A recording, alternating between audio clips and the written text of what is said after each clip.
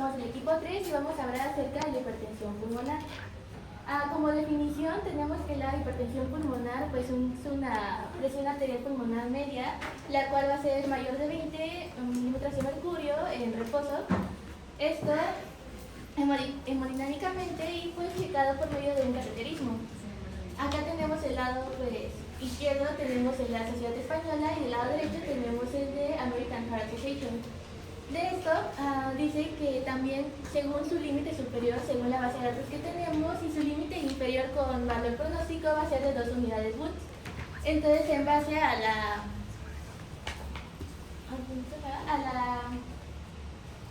resistencia vascular pulmonar y la presión de encravamiento pulmonar, pues que vamos a tener diferentes tipos, por así decirlo, y entonces vamos a ver que se va a clasificar en precapilar, el cual pues esto va a hacer que la alteración del aumento de la presión va a suceder pues antes de los capilares.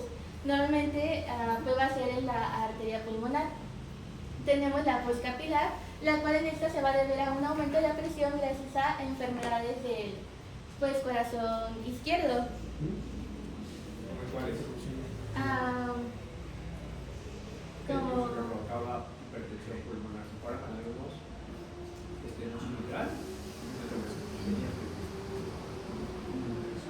Y también tenemos la precapilar y poscapilar combinada, en el cual pues esta va a ser una mixta, en el cual pues van a coexistir las alteraciones vasculares, pulmonares y las afecciones del corazón izquierdo.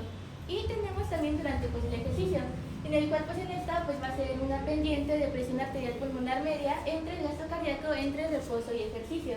Los valores pues los vamos a ver más adelante durante la clasificación. Y ahora vamos con la epidemiología, en el cual pues, nos dice que esto es un problema que afecta a todas las edades. Es un problema global, pues, tiene una prevalencia aproximadamente del 1%. A pesar de que pues, afecta a todas las edades, pues tiene una prevalencia mayor en mayores de 65 años. Esto debido a pues, las enfermedades pues, pulmonares y cardíacas que estos llegan a presentar. En México se dice que aproximadamente de 4.000 a 7.000 personas pues, van a tener hipertensión pulmonar con una incidencia de 1.6 y una prevalencia de 40 a 50 casos por 1.000.000. Se dice que si estos en México no llegan a tener tratamiento, pues su supervivencia es aproximadamente de 2 a 3 años. Y pues acá vamos a también clasificar la epidemiología según la clasificación, en el cual según la clasificación 1 de hipertensión arterial pulmonar, tenemos que en ese se da una incidencia de 6 casos por cada 1.000.000 de adultos. Se tiene una prevalencia de 48 a 55 casos por 1.000.000 de adultos, y en el caso de la hereditaria le da más a las mujeres, o sea, por cada 2 mujeres le da un hombre. El más común que tenemos pues la idiopática con uno de 50 a 60%, y el otro más común que se tiene pues es por afecciones del tejido. También en países en vías de desarrollo se dice que es una probabilidad de que pues, puedan desarrollarlos los que tienen cardiopatías congénitas, los que tienen o viven en altitudes muy altas. Y también se cree, pero sigue en investigación, que ciertas sustancias o toxinas, como las que se pueden ver acá en el pizarrón, ya sean de asociación definitiva o probable, pues pueden llegar también a causar la hipertensión pulmonar. ¿Habían usado o has escuchado para qué se ocupan esas que dicen asociación definitiva? Para adelgazar. Entonces, en los 90 hubo una así como un superboom de esas sustancias que servían para adelgazar.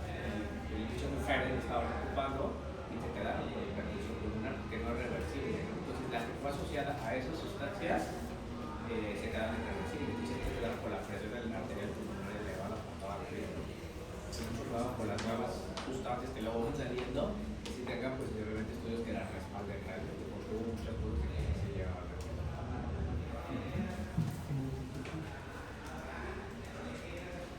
Pues el segundo grupo tenemos que es la secundaria cardiopatía izquierda, en el cual se nos dice que también se da mayormente a los que tienen pues más de 65 años. La cardiopatía izquierda de hecho es la causa más común de que te dé hipertensión pulmonar. Y la segunda pues son las enfermedades pues pulmonares, pues principalmente EPOC. En esto se dice que es más probable que se dé como una complicación de la insuficiencia cardíaca y también se puede dar debido a la fibrosis. Después tenemos también la secundaria de enfermedad pulmonar. En esta nos dice que pues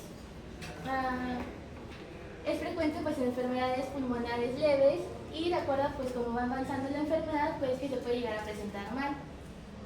Tenemos también la secundaria de obstrucción arterial pulmonar, en el cual nos dice que la hipertensión pulmonar de tromboembolia crónica pues va a provocar que se tenga una incidencia de 2 a 6 casos por millón y una prevalencia de 28 a 36 casos por millón. Esto ha disminuido un poco debido a que se ha dado un mayor reconocimiento de la enfermedad y porque ahora se hace un seguimiento a las personas que tengan disnea cuando tienen después de una embolia. Y la última sería con mecanismo desconocido multifactorial, en el cual pues es un grupo muy heterogéneo y con muchos mecanismos, por así decirlo. Por lo tanto, no tiene mucha información, pero sí se dice que se asocia este grupo con una mayor mortalidad. Entonces, la hipertensión pulmonar, todo lo que suba la presión de las arterias pulmonares se llama hipertensión pulmonar, ¿no? Lo dividimos en cuestiones hemodinámicas, como dijo la primera explicación la doctora, pre y postcapilar. Precapilar, lo que daña antes, ¿no? Postcapilar, todo lo que daña después de los capilares pulmonares, evidentemente. Y luego hay una clasificación de los tipos. Esa es la primera fue la clasificación hemodinámica, ¿sale? Y este es de los tipos. ¿Cuál es la hipertensión tipo 1? La idiopática, que no sabemos por qué se da, la que se asocia a enfermedades de tejido conectivo, todas las reumatológicas, lupus, fibrosis, todas las fibrosis que tienen los reumatólogos, todas se asocian a hipertensión pulmonar. Todavía todos los pacientes que tienen cardiopatías congénitas. Acuérdense que todos los casos de Eisenberg, ya vieron todo eso, ¿no? Esos entran en hipertensión tipo 1, los congénitos, ¿sí? Ya todas las cardiopatías que hacen Eisenberg. Entonces esos son tipo 1. Luego, tipo 2 son las más habituales, que son las de las enfermedades cardíacas, falla cardíaca, estenosis mitral, cosas que del lado izquierdo producen problemas del lado derecho, que sería una postcapilar, evidentemente. Tipo 3, las relacionadas a neumopatías. ¿Ya vieron el POC? Sí. El POC produce hipertensión pulmonar. Fibrosis pulmonar produce hipertensión pulmonar, que sería tipo 3. Entonces la de las cardiopatías 3. ¿Sí? Y esta también es postcapilar. Tipo 4, la que vimos la semana pasada, tromboembolia pulmonar, ¿no? El trombocoágulo y con eso por eso quedaron con hipertensión pulmonar. Tipo 5, esta clasificación es bien importante que se la tengan en cuenta porque el tratamiento por ahí, la mayoría de las cosas del tratamiento solamente sirve para el tipo 1 y 4, tipo 2 y 3, tratar la causa, la cardiopatía, la neuropatía, todo eso. Tipo 1, doctor, ¿qué era? Idiopática, ¿qué más entran ahí en tipo 1? Congénitas y enfermedades reumatológicas. Tipo 2, todo lo que provoca del lado izquierdo, ¿sí? Tipo 3, neuropatías. Tipo 4, tromboembolia pulmonar. ¿Vale? Tipo 5, visceral. ¿Vale? Pues justamente. Perdón, doctor. Tipo 5, ¿qué? Son las viscerales, son aquellas que son trastornos hematológicos, sistémicos, metabólicos. Serían como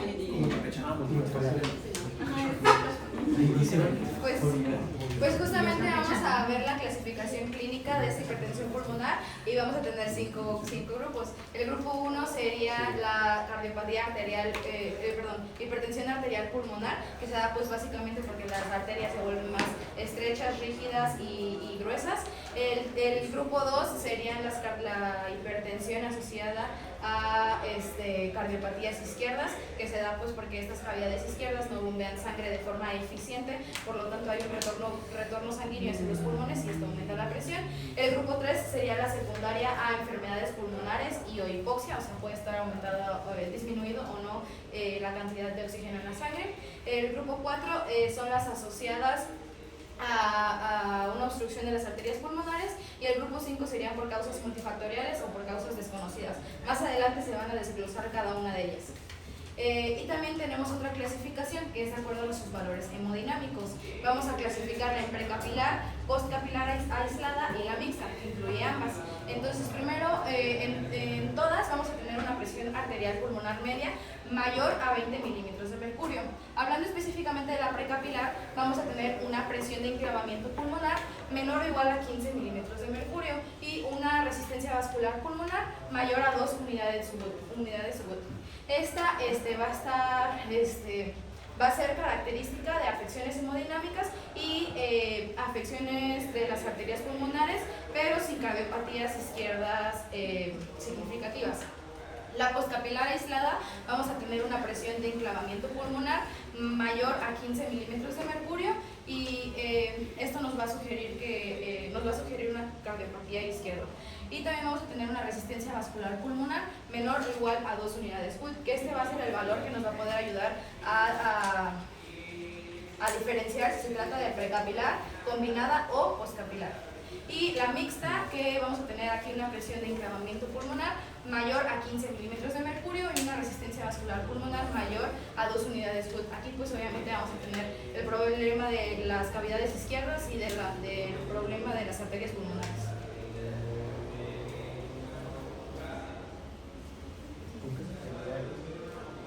Bueno, continuando con lo que sería la fisiopatología, pues es importante, por así decirlo, como que recordar lo que sería el trayecto normal de la sangre. Recordemos que pues, se va a encontrar en el ventículo derecho pasando a las arterias pulmonares, en donde pasarían los capilares. En este lado pues va a pasar a realizar de lo que sería el intercambio gaseoso o hematosis, ¿no? Entonces aquí pasaría a lo que sería esta sangre ya oxigenada a la aurícula izquierda por medio de lo que serían las venas pulmonares. Entonces, ¿cómo es lo que nos llega a mencionar la fisiopatología según la Journal American Medical Association? Es principalmente un aumento de la presión arterial pulmonar debido a un aumento de la resistencia arterial pulmonar. Y este aumento de la resistencia arterial pulmonar es antes de llegar a los capilares, es decir, precapilar. Entonces, ¿de qué depende este aumento de la resistencia vascular pulmonar? Pues principalmente nos menciona que llegan a ser 4 alteraciones o 4 modificaciones específicas que llegan a sufrir esas arterias. La primera de ellas pues, llega a ser la remodelación vascular. En esta remodelación vascular se nos menciona que va a haber un aumento del grosor de las capas de la arteria, específicamente o siendo más puntuales sería la capa íntima y la media. Y esto es debido principalmente a dos cosas: una hiperplasia, es decir, un aumento del número de células que conforman esta capa, y una hipertrofia, un aumento en el tamaño pues, de las células, ¿no? Entonces, esto que nos va a tener como consecuencia lo que sería disminución del calibre o de la luz de esta arteria. Inclusive acá podemos ver lo que sería pues en el esquema de arriba una imagen de lo que serían las capas de las arterias de una persona normal, mientras que las capas de las arterias de una persona con esta remodelación vascular, viendo o pudiendo identificar que el calibre va disminuyendo. Otra de las alteraciones que nos llega a mencionar llega a ser una vasoconstricción constante. Esto es debido a que la literatura nos menciona que se va a estar liberando constantemente lo que sería una molécula que llega a ser un vasoconstrictor muy potente, específicamente la endotelina número 1, ¿no? Ay. Se apagó.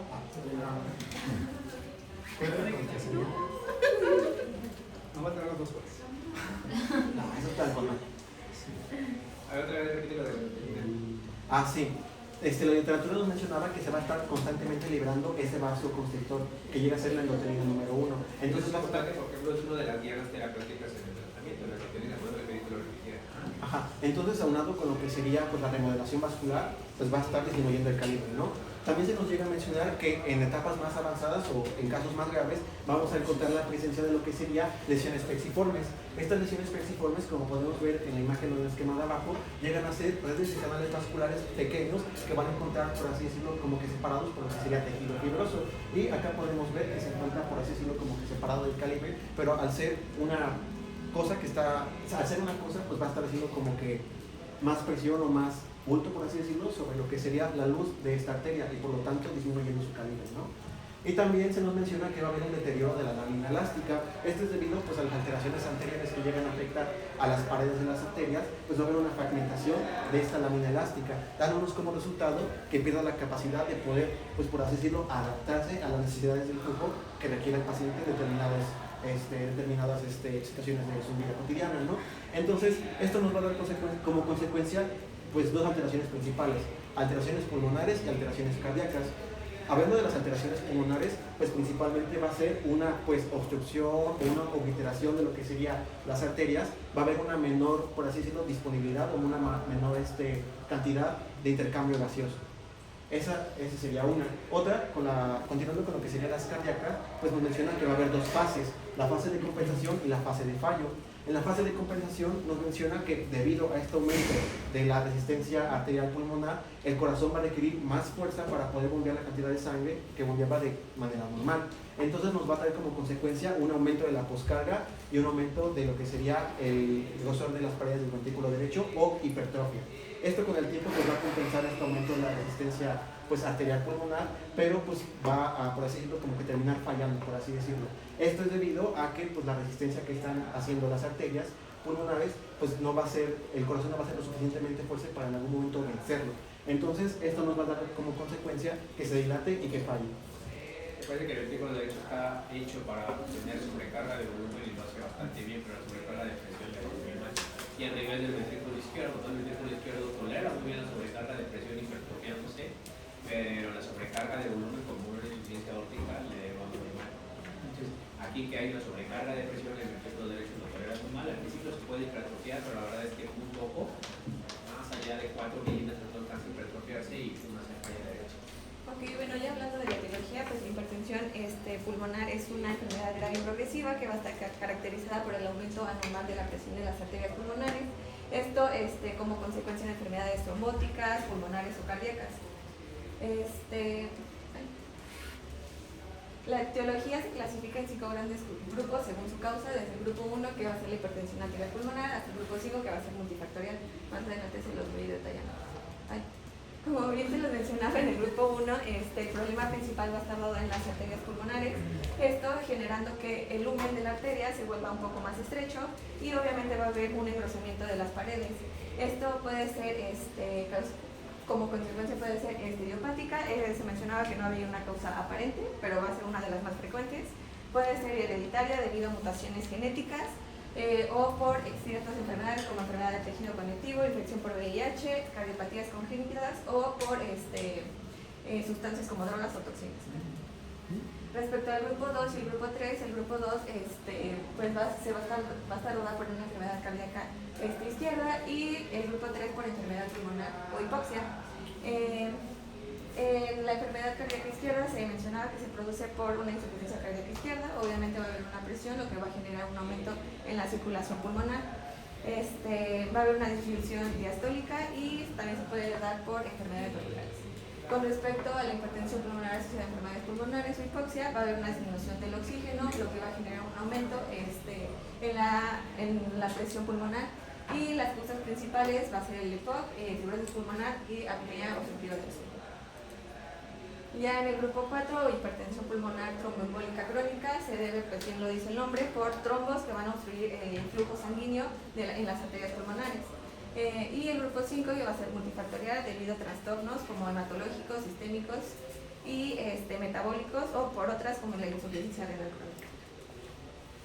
Ya hablando un poco de la evolución natural del pronóstico, se mencionaba que en la década de los 80 los pacientes tienen una supervivencia de 2 a 8 años, 2.8 años, esto sin tratamiento. En la actualidad ya con un diagnóstico temprano, terapias y con pues tratamiento adecuado, la supervivencia de vida de estos pacientes llega a ser hasta de 9 años.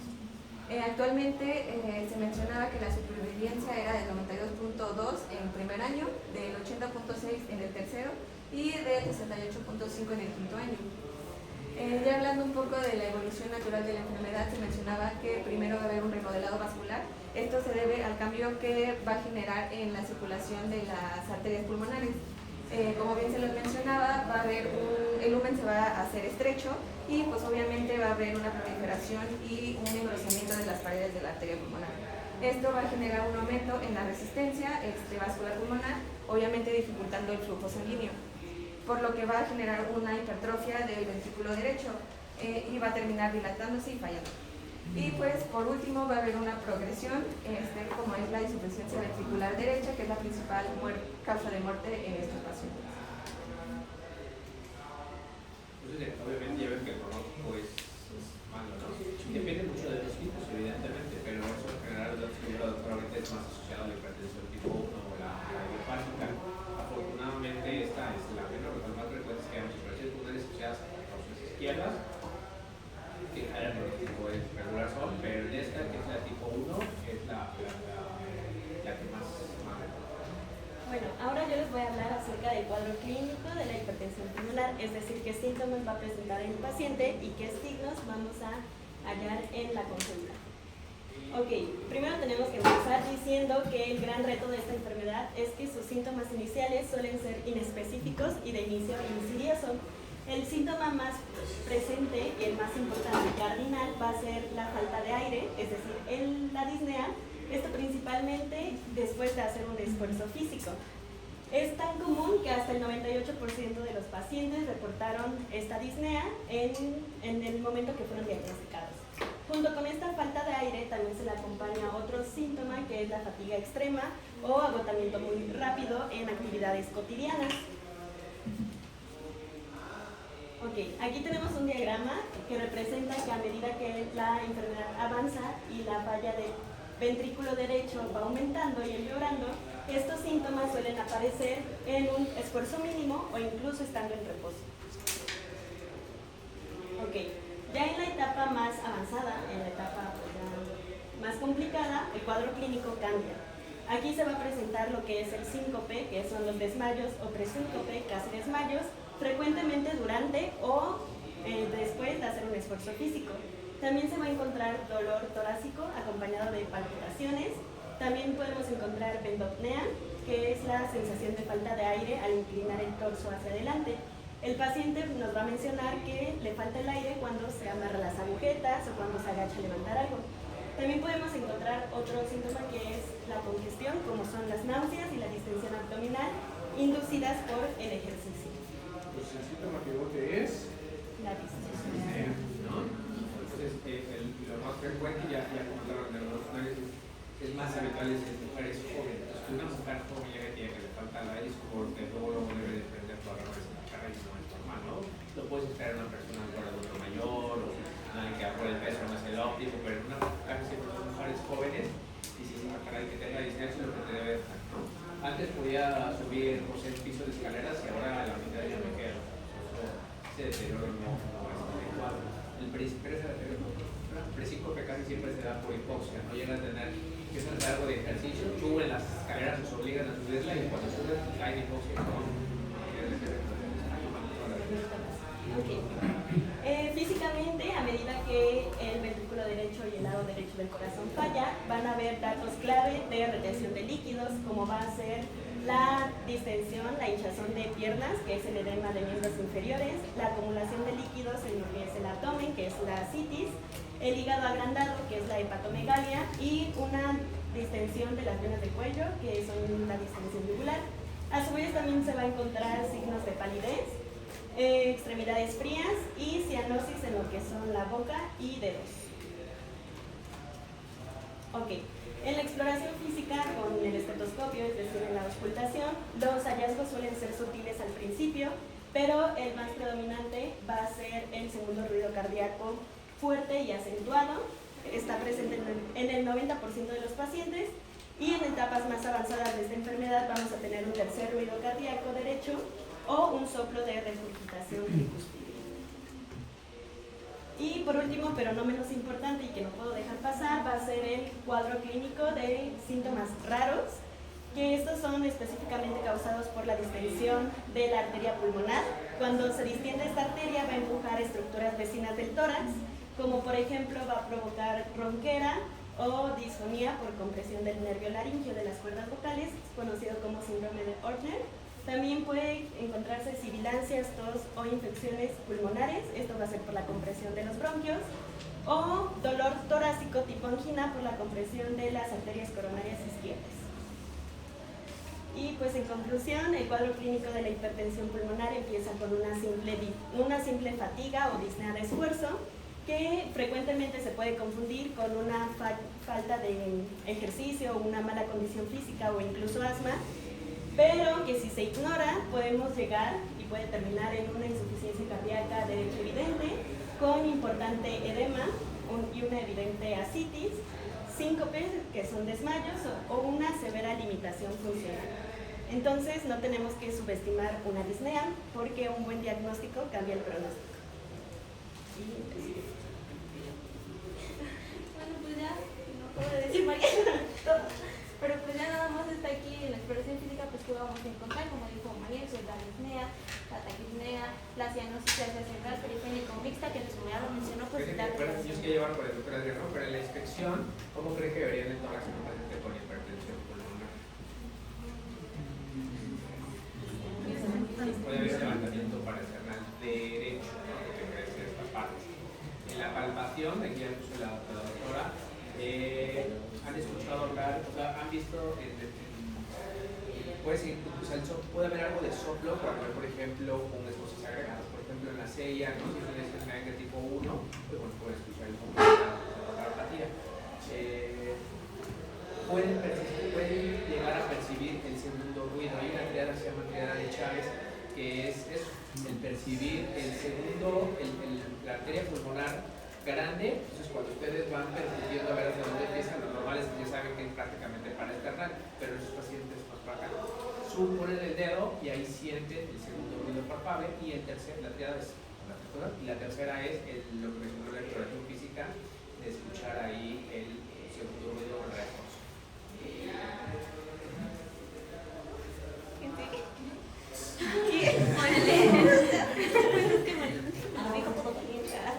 El trabajo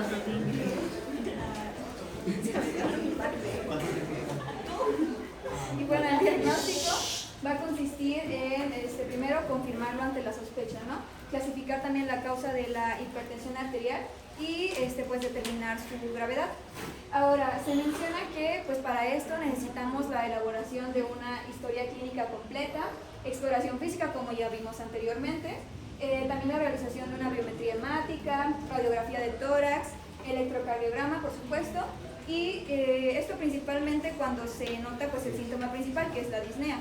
Si no se encuentra la causa a través de estos estudios, se puede realizar otras como son las pruebas de función pulmonar, la ecocardiografía e incluso más adelante veremos el cateterismo cardíaco derecho. Y bueno, las alteraciones electrocardiográficas que vamos a encontrar principalmente son de tres tipos, o nos muestran primero una desviación del eje a la derecha, también la hipertrofia del ventrículo derecho y una sobrecarga del ventrículo derecho a través del patrón de Strain. Ahora, respectivamente lo que vamos a encontrar pues, es que el eje QRS va a ser mayor a 90 grados. La hipertrofia la podremos ver con la relación RS mayor a 1, siendo la R prominente en V1 con una de milivoltios que son de mayores de 0.5. También se puede determinar a través de R en V1 más el valor de S o la medida de S en la derivación V5 mayor a 1 milivoltio. En cuanto a la hipertrofia del ventrículo derecho, tendremos la sobrecarga la veremos a través de la depresión del segmento ST e inversión de la onda T en las derivaciones precordiales derechas, que van de B1 a B4, y en las inferiores, que son de 2, de 3 y ADF. Ahora, en este electrocardiograma, por ejemplo, tenemos la desviación del eje a la derecha, que si no me equivoco es de más 150. También tenemos una onda R prominente en B1, por ejemplo, y tenemos la depresión del segmento ST y la inversión de la onda T en B1 a B4, pues lo podemos notar, ¿no? Ahora, cabe resaltar que un electrocardiograma normal no nos va a excluir el diagnóstico de la hipertensión arterial pulmonar. Para eso necesitamos otras pruebas, como son las de laboratorio, que vamos a ver en las siguientes diapositivas. Estas pruebas de laboratorio, pues principalmente el marcador que se destaca es NT-proBNP, que es pues, un péptido natriúrtico que el corazón libera cuando está sometido a un exceso de carga. Esto nos indica, un valor elevado nos indica la hipertensión arterial pulmonar y la disfunción ventricular derecha. Y bueno, además podemos ayudarnos de otras pruebas de laboratorio, como por ejemplo anticuerpos VIH, para casos en donde la hipertensión arterial está asociada a VIH-Sida. También anticuerpos antinucleares positivos para trastornos del tejido conectivo, como es el caso del lupus. Y alteraciones en pruebas de función hepática en casos de hipertensión portopulmonar.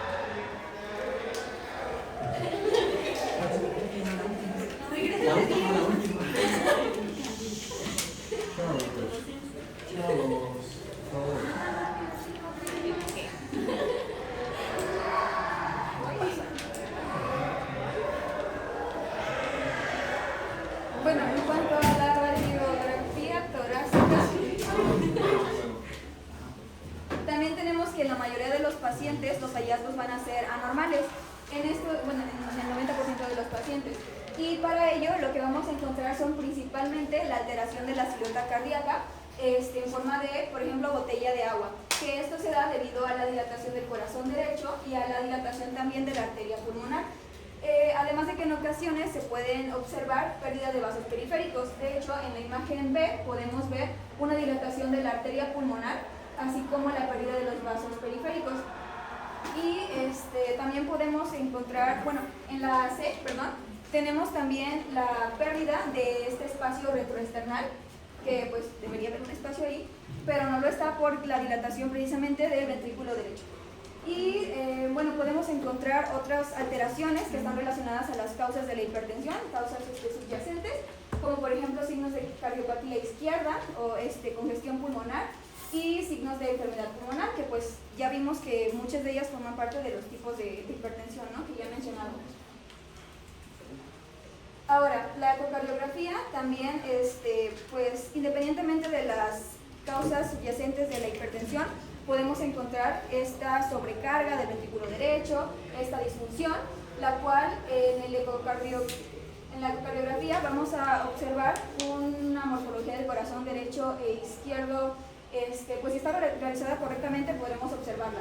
También nos va a indicar la función del ventrículo derecho y ventrículo izquierdo, anomalías valvulares, causas de la hipertensión que asociadas a cardiopatías izquierdas o congénitas, y también permite estimar parámetros, determinar parámetros hemodinámicos, los cuales pues, podemos ver resumidos en este cuadrito de aquí. En esto se van a destacar, se mencionaba en la Sociedad Española de Cardiología, nos menciona la presión arterial pulmonar sistólica. Sin embargo, también menciona que la más acertada o la que más recomienda es la velocidad pico sistólica de regurgitación tricuspidia, que pues nos indica obviamente el retorno o la sangre que se escapa del ventrículo derecho a la aurícula derecha. Ajá. Y se refiere que esta es mayor a 2.8 metros sobre segundo cuando hay sospecha obviamente de la hipertensión.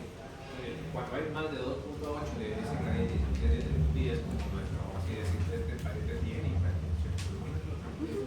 Entonces ya vieron, ¿no?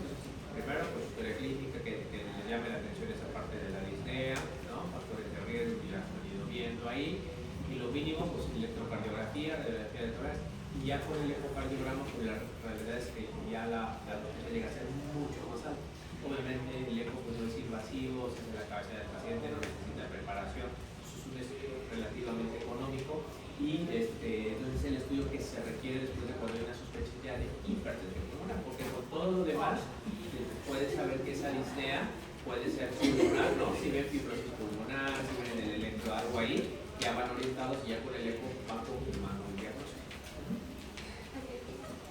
Y bueno, tenemos este diagrama que nos muestra precisamente que este parámetro es el que nos puede indicar hipertensión pulmonar. Se recomienda además la presencia de otros signos ecocardiográficos, como los que vemos en esta tablita, para indicar ya sea una probabilidad baja, intermedia o alta de la hipertensión arterial pulmonar. Y se menciona que debe haber como signos de al menos 2 categorías de esta tabla. Ahora, como habíamos visto, también se puede recurrir a pruebas de función pulmonar y gases arteriales. Estos nos van a ayudar pues, a diferenciar grupos, a evaluar comorbilidades, necesidades de oxígeno suplementario y determinar la gravedad de la enfermedad. Tenemos estas pruebas en las cuales, por ejemplo, en las pruebas de función pulmonar tendremos patrones, pueden ser normales, también pueden presentarse patrones restrictivos, obstructivos, incluso mixtos. Los patrones cuando son pues, mucho más graves nos hablan de hipertensión arterial asociada a cardiopatías congénitas y a las del grupo 3, que pues tienen que ver con el COR, lo que ya veíamos. De la capacidad de difusión del dióxido de carbono tenemos que un valor bajo se asocia a un peor pronóstico, siendo que cuando los pacientes tienen un valor menor de 45%, la supervivencia es menor a 5 años.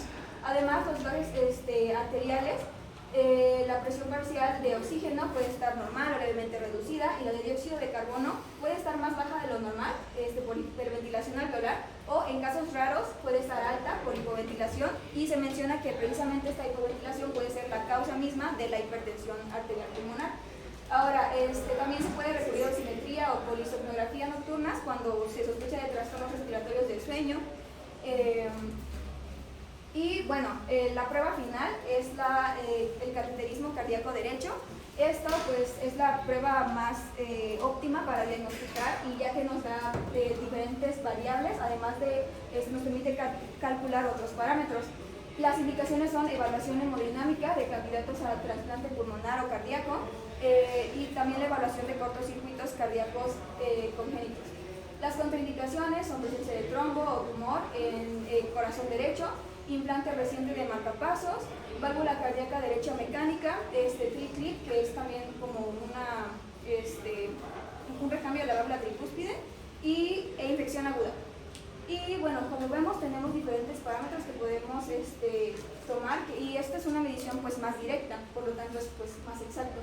Además de que, bueno, los efectos adversos que se pueden tener son hematomas en el sitio de punción, reacciones vagales o bradicardia, hipotensión y taquicardia supraventricular.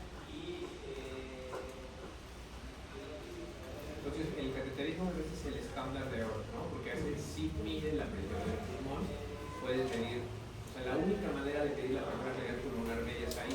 Lo que hacemos en el eco es que estimamos la sistólica, pero la media no. Entonces, la única manera de medir la presión, y ya vieron que la definición de una presión arterial media mayor de 20, entonces, por lo tanto, es la única manera de hacer el diagnóstico.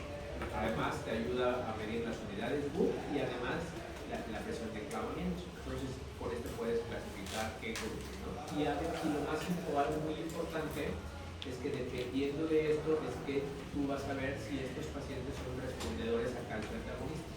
Pues el tipo 1, un 10%, 15% son respondedores a calcio antagonista. Esos son un excelente pronóstico. Les dan diferipina y les mejora la presión pulmonar. Realmente cuando te ayuda a distinguir cuáles sí. Bueno, ahora pasando con el tratamiento, y como todo, realmente esto requiere pues, de un enfoque multidisciplinario, así como de ciertas estrategias integrales, ¿no? Entonces, principalmente para el tratamiento vamos a tener el uso de diferentes vasodilatadores, que como tal se van a dirigir a 3 vías. Una que es la vía óxido nítrico, monofosfato de guanilato ciclasa o cíclico, también a la vía de la endotelina y la vía de la prostaciclina. Entonces, como tal, en ciertos estudios se ha demostrado que es muchísimo mejor o tiene como más efectos positivos el uso de la terapia combinada, a diferencia de si hacemos el uso de la monoterapia. Entonces, como vamos a ver, primero iniciamos con la vía del óxido nítrico, donde vamos a tener 2 principales grupos. Uno que es los inhibidores de la fosfodiesterasa 5. Ambos medicamentos, digamos, o ambos grupos van a actuar con el mismo fin, que es la vasodilatación. En el primero, que serían estos inhibidores, pues como tal, van a inhibir lo que sería la fosfodiesterasa 5, lo que va a hacer que se evite la degradación del monofosfato de guanosina cíclico, provocando pues esta misma vasodilatación en la vasculatura pulmonar. Entonces se ha demostrado que el sildenafilo, a diferencia de un placebo en ensayos clínicos, mejoró en una prueba que se realizó, mejoró la distancia de caminata de 6 minutos en 45 a 50 metros. En cambio, tenemos otro fármaco que es el tadalafilo, que de igual manera mejoró la distancia recorrida de 6 minutos en 31 metros. ¿Saben cuál es la prueba de caminata de 6 minutos? La prueba de caminata de 6 minutos es una prueba donde tratas de medir la capacidad física de una persona. Entonces tú lo pones en un pasillo donde tiene una distancia sagrada, puede ser 50 metros, ¿sí? Y le dices al paciente que camine lo más pronto que pueda 6 minutos y mides cuántos metros recorre, ¿no? Entonces los pacientes andan por ahí entre 100, para una persona normal andamos por ahí en 500 metros, podemos recorrer 500 metros en 6 minutos. Un paciente con hipertensión pulmonar, 250, 300 metros, ¿no?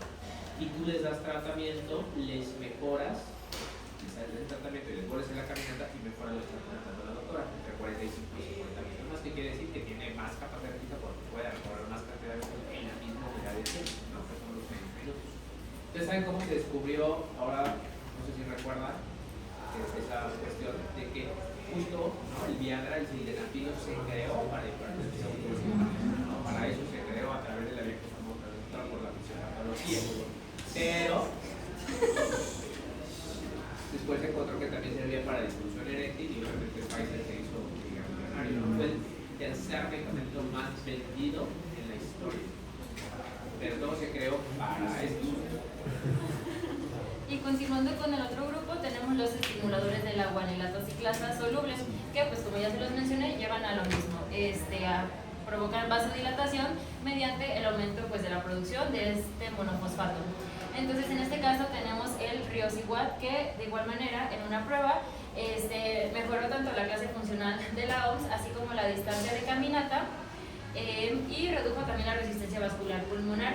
Y algo que se dice que se debe de evitar es la combinación del Riociguat con los inhibidores de la fosfodiesterasa debido a este riesgo que tenemos de hipotensión grave. Y estos tampoco se llevan con nitratos, acuérdense, es una contraindicación absoluta del uso de nitratos. Quien usa sildenafilo, tadalafilo, ya sea para que o para disfunción eréctil, no puede utilizar nitratos porque provoca justo lo mismo, una hipotensión grave. Y bueno, recordando lo que mencionábamos en la fisiopato acerca de la endotelina, la endotelina 1 es un potente vasoconstrictor que se encuentra en la vasculatura de la, está sobreexpresado en la vasculatura de las personas con hipertensión arterial pulmonar. Por lo tanto, vamos a tener antagonistas de receptores de endotelina que nos van a ayudar precisamente a bloquear esta vía y a producir vasodilatación.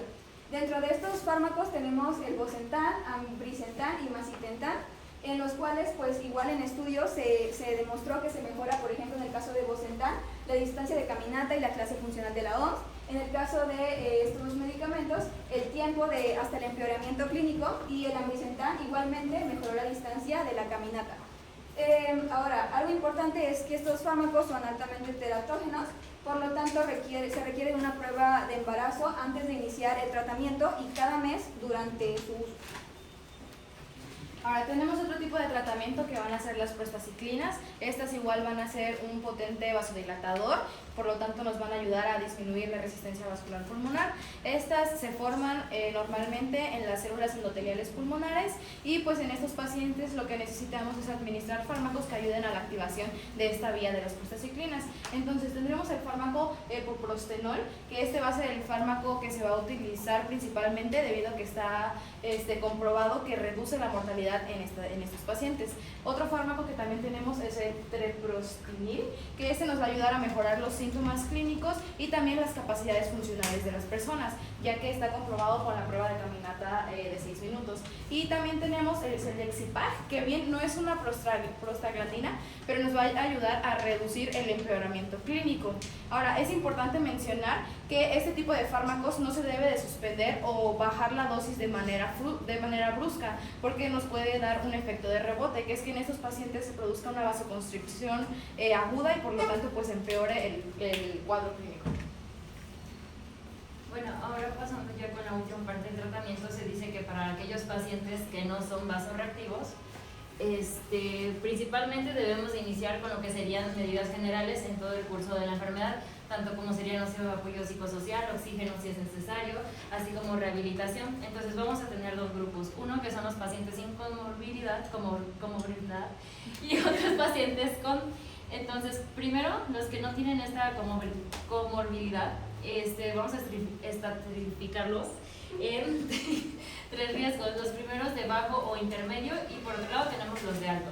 Entonces, los de bajo o intermedio se dice que tenemos el tratamiento inicial con lo que serían los antagonistas de los receptores de la endotelina, que serían estos que ya los mencionó mi compañera, así como los que serían los inhibidores de la fosfodiesterasa. En cambio, aquellos pacientes con un riesgo alto sería este tratamiento de igual manera. En cambio, estaríamos escalando un poquito más, agregando los análogos de la prostaciclina. Entonces, en ambos grupos, posteriormente vamos a llevar una evaluación periódica de seguimiento, donde nuevamente vamos a ponerlos en un grupo de distintos riesgos, ¿no? Donde el primero tenemos el bajo. En el bajo vamos a continuar con el tratamiento inicial. En el intermedio bajo podemos añadir lo que serían los ARP, que serían los agonistas de los receptores de prostaciclinas, que sería el Selexipag,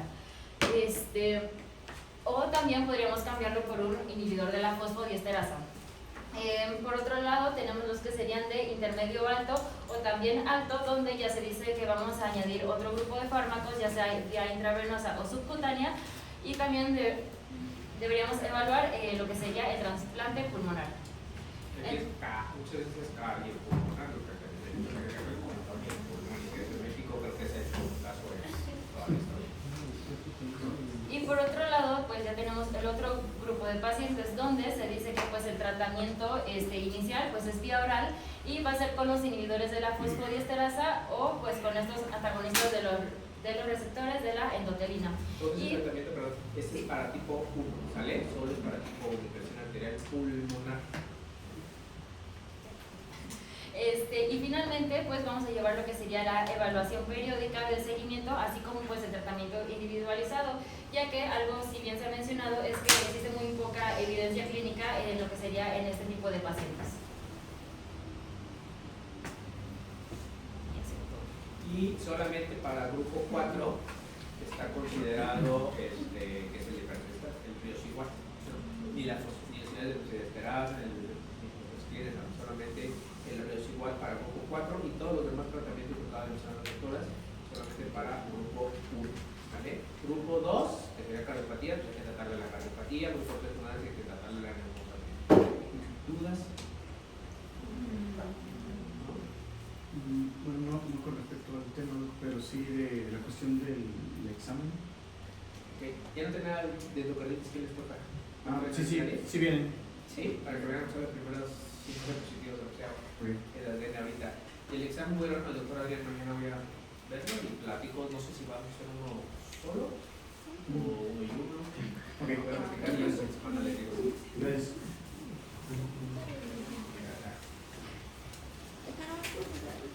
Y vamos a definir a la miocarditis como cualquier inflamación del miocardio que puede producirse después de cualquier tipo de lesión del corazón, ya sea por lesiones isquémicas, traumatismos mecánicos o miocardiopatías congénitas. Cuando hablamos de la miocarditis clásica, nos referimos a esta inflamación del miocardio por antígenos como son los virus, las bacterias, fármacos o incluso algunas toxinas. También se mencionaba en el libro que una causa suele ser la miocarditis periparto. Básicamente la miocarditis se da por una respuesta exacerbada o inadecuada del sistema inmune del huésped, ¿no? Entonces, si esta inflamación persiste, puede llegar a causar un remodelado cardíaco que puede llevar hacia una miocardiopatía dilatada o incluso una insuficiencia cardíaca o incluso llegar a la muerte. En la mayoría de los pacientes esta enfermedad suele remitir, suele avanzar con un buen pronóstico, pero también hay algunos casos en los que esta inflamación suele agudizarse y puede llegar a producir una inflamación muy severa del miocardio.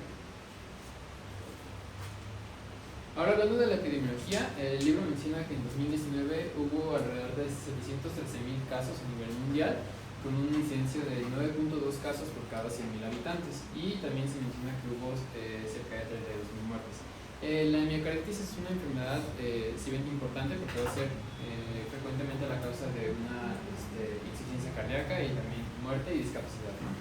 Ya hablando de la distribución epidemiológica, se menciona que va a haber una mayor mortalidad durante el primer año de vida y la mayor tasa de mortalidad y discapacidad en hombres va a ocurrir después de los 15 años y las tasas más elevadas, ya hablando en cuanto a cómo se presentan en algunos países, pues va a ser más elevada en el sudeste asiático, en Asia Oriental, en Oceanía y en algunas partes de Europa Central y Europa Oriental.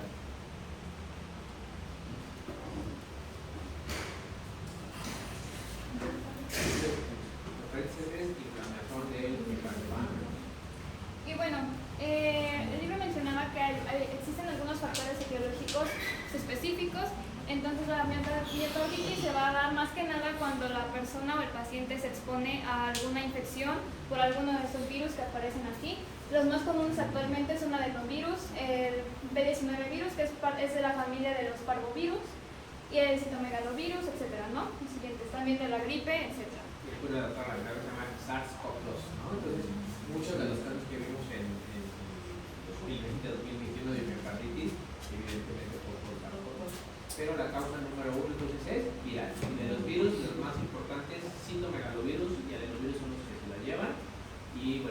pues tuvimos un repunte muy específico, porque había inflamaciones evidentemente muy severas, a partir de la vacunación, que me parece por SARS-CoV-2, sigue siendo el número 1, el citomegavirus. Y bueno, también existen pues infecciones por bacterias, o también por exponerse a algunas toxinas, y también por hipersensibilidad a ciertos fármacos, de los cuales vamos a hablar más adelante. Vamos a empezar a hablar acerca de los virus. Entonces, se dice que los primeros casos de miocarditis se dieron gracias a que aparecieron los brotes de gripe, polio, sarampión y parotiditis.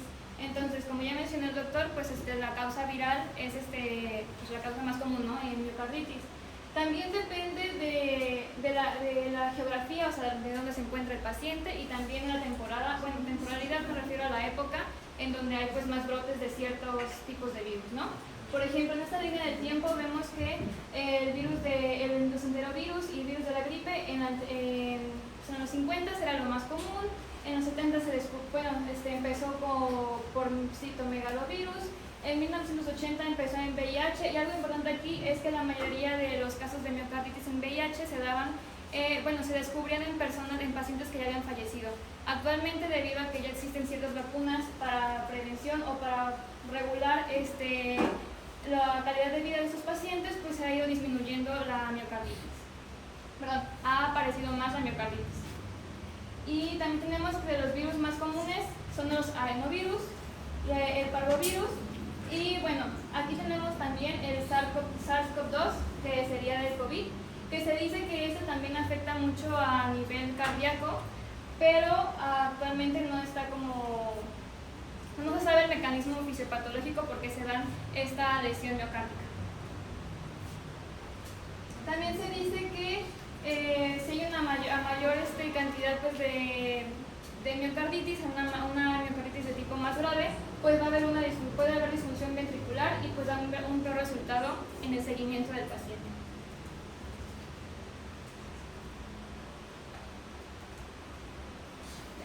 Tenemos entonces, hablando acerca de cada virus, de los que mencionaba el libro, pues tenemos al enterovirus, que el principal aquí va a ser el Coxsackie, que pues, forma parte de este grupo de virus, y específicamente de la familia Picornaviridae.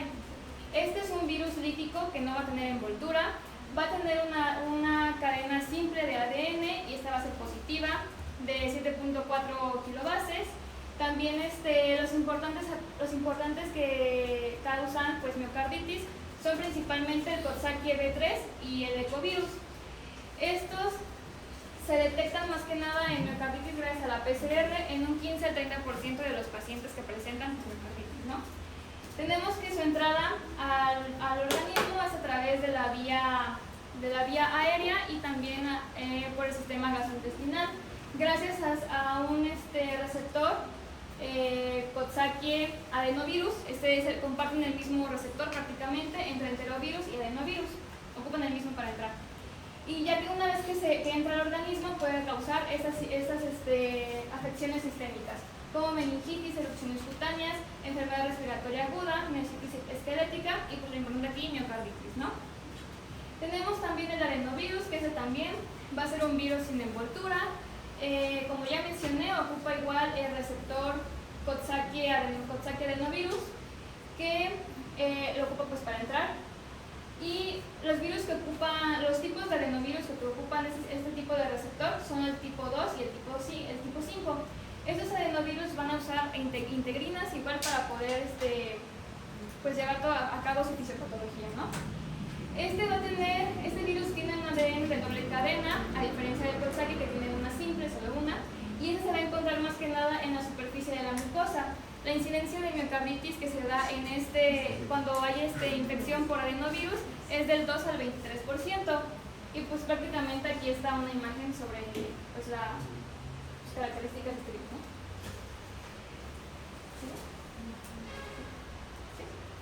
Bueno, tenemos también el parvovirus, y como ya les mencioné, el más importante en miocarditis es el B19 virus, que se presenta el 50% en pacientes de 15 años hacia abajo, y es más común en ancianos, con una prevalencia del 80%. Este virus también va a ser sin envoltura, y su cadena es igual que la del Coxsackie, es simple, y es más pequeño, es de 5.6 kilobases. El receptor que va a usar para llevar a cabo su fisiopatogenia pues va a ser este globócido, que es un antígeno del grupo P. Ahora, este antígeno se va a encontrar más que nada en los progenitores eritroides como los megacariocitos o los eritroblastos, y también se puede encontrar en las células endoteliales.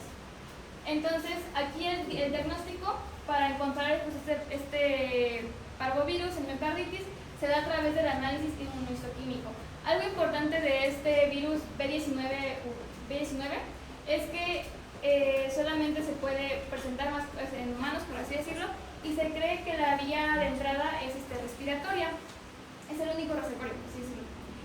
Y por último también tenemos el VIH, que aquí se presenta la incidencia de miocarditis del 40 al 52% de los pacientes pues, con esta afección. También tenemos que el VIH nos va a dar más presentaciones clínicas cardiovasculares, no solo miocarditis, y se menciona que también da pericarditis, también puede dar arritmias y pues da demás enfermedades vasculares, ¿no? Ahora, por último tenemos estos dos, que sería de hepatitis C y la de gripe A o influenza, que es el H1N1. Hablando de la hepatitis C, pues tenemos que aquí si se infecta la persona va a presentar una miocarditis sintomática desde la primera semana a la tercera semana, y posteriormente el paciente puede volver a la normalidad cuando ya se erradicó pues este virus, ¿no? Ahora, tenemos que el virus de la hepatitis C va a tener un efecto en las células miocárdicas, ocasionando su crecimiento y pues su hipertrofia. Por último tenemos al virus de la influenza, que es aquí las personas con influenza pueden presentar del 5 al 15% de los casos va a presentar miocarditis. Ahora, ¿cómo se va a diagnosticar esta miocarditis? Se va a dar gracias a los cambios electrocardiográficos pues, que se muestran en el electrocardiograma, ¿no? Y aparte que la persona pues muestre síntomas cardíacos. Mencionaba que algunas alteraciones o cambios electrocardiográficos sobre miocarditis gracias a este virus pues se daban que había alteraciones en el segmento ST. Mencionaba que podía haber inversión de la onda T, elevación o depresión de este segmento. También mencionaba que podía haber taquicardia sinusal o fibrilación auricular principalmente, y en casos graves podía ser ventricular. En pocos casos suele haber una miocarditis fulminante, sean los peores casos, y en cuanto al estudio histopatológico, pues se muestra necrosis y daño de miocitos. Esto ¿cómo se va a mostrar? Se ve en el estudio histopatológico pues que hay un infiltrado linfocítico, que sería la presentación más común de miocarditis linfocítica.